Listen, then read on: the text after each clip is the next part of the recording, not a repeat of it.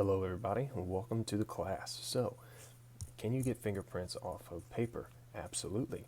There's more than one way to do it. This video I'm going to be covering magnetic powder. So, in general, if we're going to ask what in general is a fingerprint.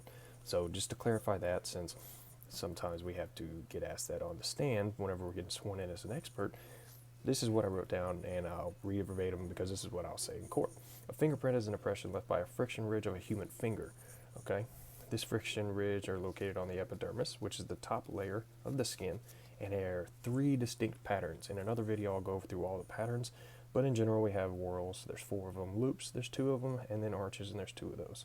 So, good thing about impressions, I'll show you here in a little bit, but they're unique and they're individual to each person. Okay, they're permanent throughout your entire life, unless you do something to damage the finger to the point where it damages the dermis, which is underneath the epidermis, and then it might not grow back right.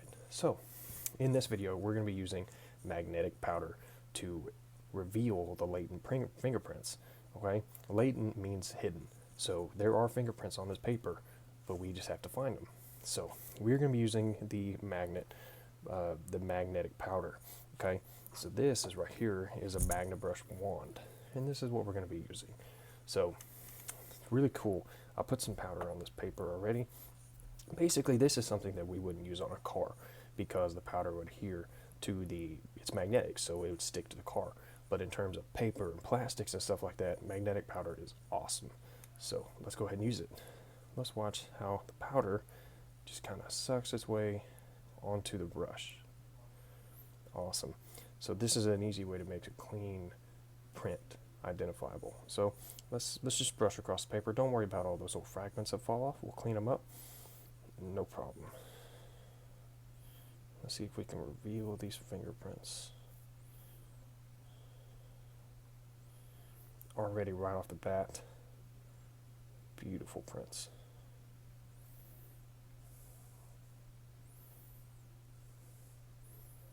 Really nice thumbprint. One thing to consider when using this, and then you just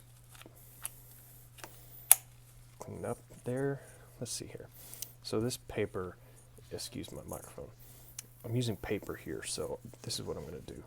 I'm taking it off the little platform because the platform that I put the paper on is magnetic, so it's adhering to the powder. So we're going to clean up now that I've removed the paper from the platform.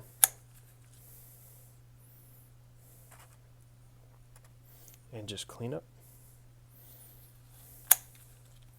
And I'm just putting the powder right back in the bowl that I got it out of. All right.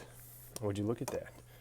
You got 1, 2, 3, 4, 5, 6 beautiful prints that I know the magnetic powder can make the paper a little bit dirty, which is why a lot of people tend to use an anhydrous solution on paper because it's a little bit cleaner. You don't have to worry about all that, but at the same time, if you're looking for a quality print, magnetic powder is the way to go for sure.